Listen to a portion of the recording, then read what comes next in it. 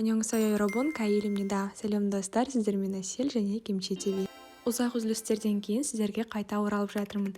Және бүгінгі видеода влог ретінде көрсетілген бір күнімді көрсетемін. Видеоны соңына дейін көрсеңіздер, міндетті түрде Корея және Корей тіліне қатысты сәттер болады.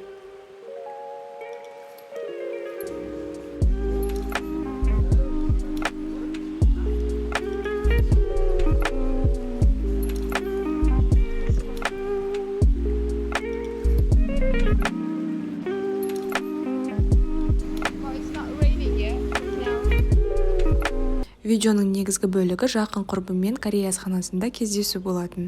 Ең алдымен өзіме минималды стильде маникюр істетуге келдім.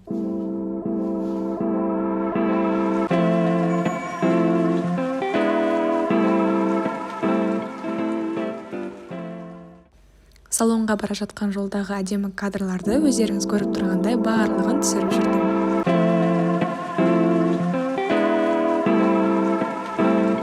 Маникюрді әдеттегідей квадратты формада минималды стильде істеттім, ал бұл до и после түрі. Істетіп болған соң довольна болғандықтан өзімді видеоға түсіріп үлгердім және ары қарай өзімнің жұмыстарымды істеуге кірістім.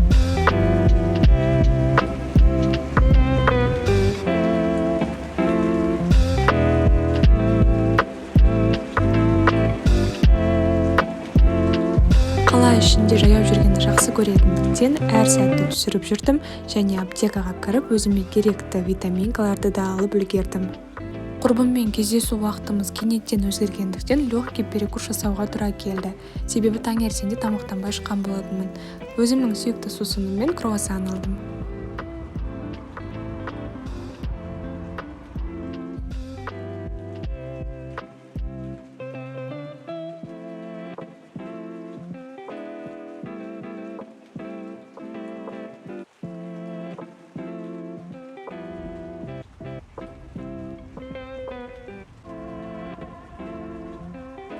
Бұл сәт пайдалы болмаса да, уақытым болғандықтан Instagram маскаларында қарап отырдым.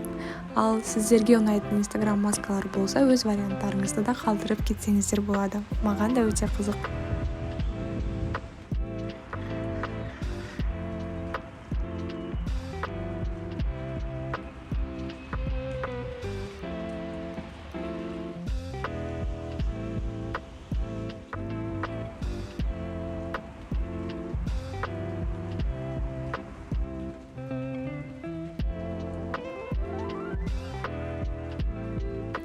Ауа райы бұл күні өте жайлы, жылы болғандықтан табиғаттың барлық әдемі сәттеріне қарап тамсанып отырдым. Ал бұл жерде алған витаминдердің құрамын және қалай қолдану керектігін оқып танысып отырмын.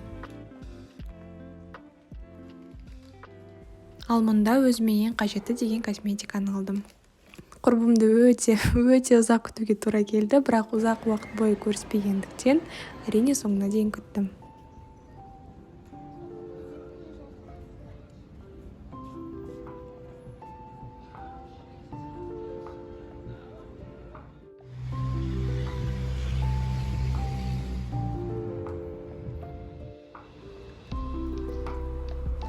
Ақыры уақыты келіп, құрбыммен жолығуға шықтым. Екеуміз алдын ала ақылдасып, Кимчи деген Корей және Жапон асханасына баруға келіскен болатынбыз.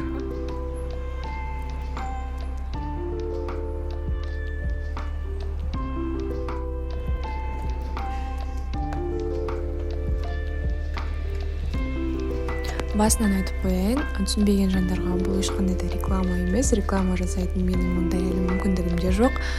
Бірақ Кимчи мейрамханасы Алматы қаласында да бар, ал Шымкент қаласында екі отделі бар. Шымкент қаласында олар Орынбаева 23 және Республика 21А адрестері бойынша орналасқан. Біз құрбыммен Проспект Республики бойында орналасқан Кимчиде жолықтық. Алдын ала тапсырыс беріп, жақсы әңгімелестік. Бұл жерде официант бізден тапсырысымызды алып жатыр. Не заказ бергенімді суретпен көрсетейін. Негізгі тағам ретінде екі түрде жасалған сиыр етінен рамен заказ бердік. Бағалары суретте көрсетілгендей жазылып тұр.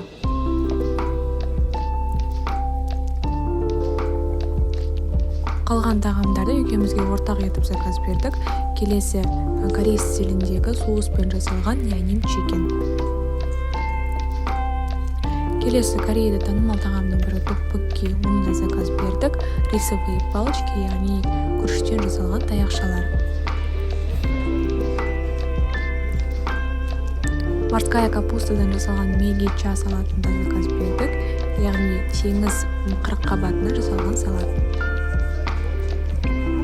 Қосымша нан және компот алдық.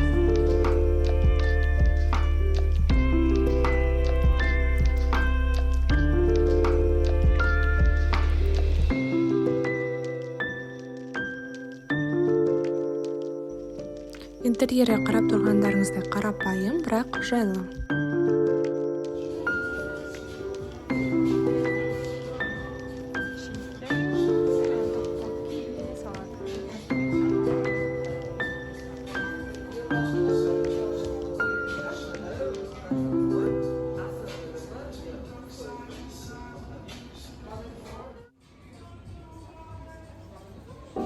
Көптен күткен тапсырысымыз дайын болды. Асымыз дәмді болсын. Корей тілінде приятного аппетита, ас болсын деген сөзді екі түрде 잘먹었습니다 және 맛있게 드세요 деп айтуға болады.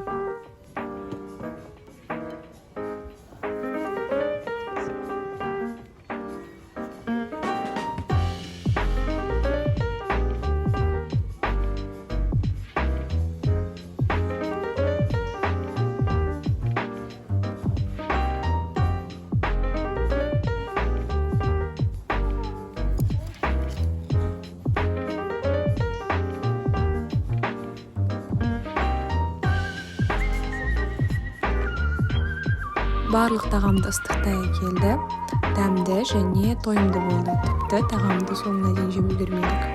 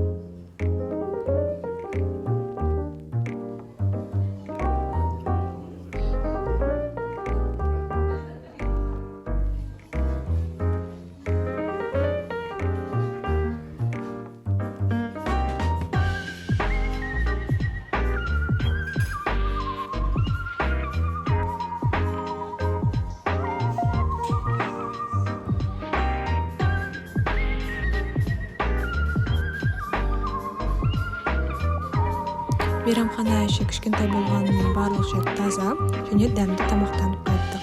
Сіздерге де сол себепті шын жүректен баруға кеңес беремін.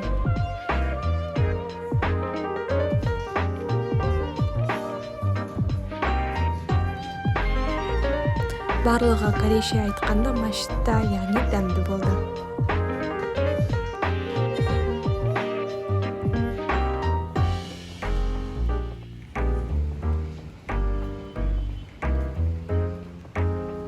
Дәмді тамақтанып болған соң жаңбырдан кейін екеуміз жаяу серуендейміз деп шештік.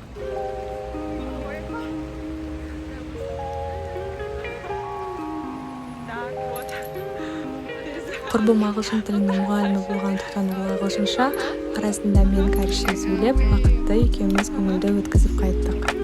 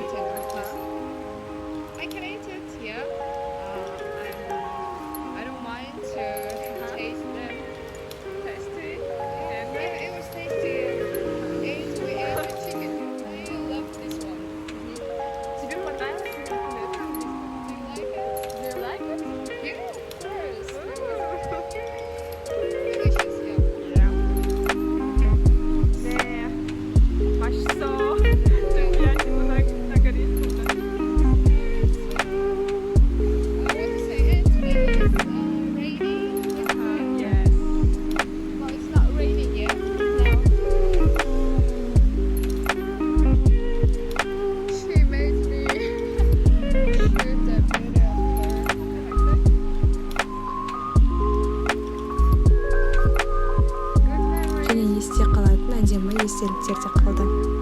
Осындай кездерде барлық сәтті, әр секундты бағалау керектігін түсінесің.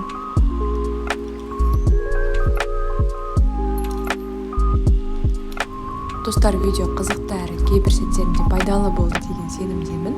Егер видео ұнаған болса, лайк басып, тіркелмеген болсаңыздар тіркеліп, колокольчикті басып қоюды ұмытпаңыздар.